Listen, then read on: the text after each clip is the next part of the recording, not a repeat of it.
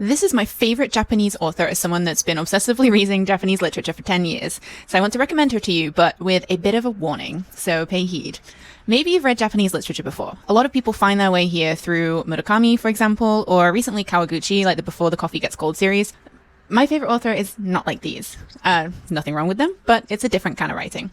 So this writer was so groundbreaking at the time that when she published her first novel in the 90s, Japanese interviewers didn't want to talk to her. They didn't want to cover the book and publicize it because they thought she was writing about topics which were inappropriate for women to write about. Her books essentially created a kind of subgenre of feminist noir, and she talks about things which we don't often see in books that are translated into English. So I really, really like her because not only is her writing fantastic and precise, but it's a really different side of Japan. So she's got 5 books out right now.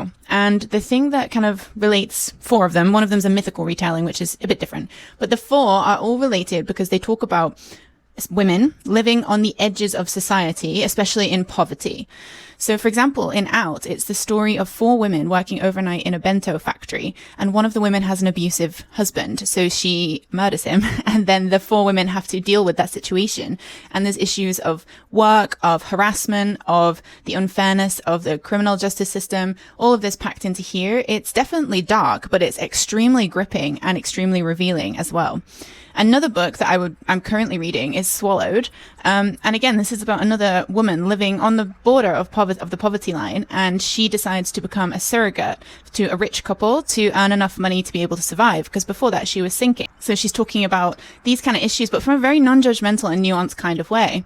I would recommend all of her books, but the warning is because they are very unforgiving. Like, every time I finish one of her books, I've felt something deep in my chest, something really real. She's writing about issues which I think are so important, especially to read in combination with a lot of books which do glamorize Japanese society, which I live here, I love Japan, but I think it's nice when we can sort of see an array of different experiences, especially from women's perspectives. So if you would like to read something which is unforgettable, dark, but it will stay with you, and it will give you a whole new lens on Japanese literature, Natsuro Kirino is the one for you.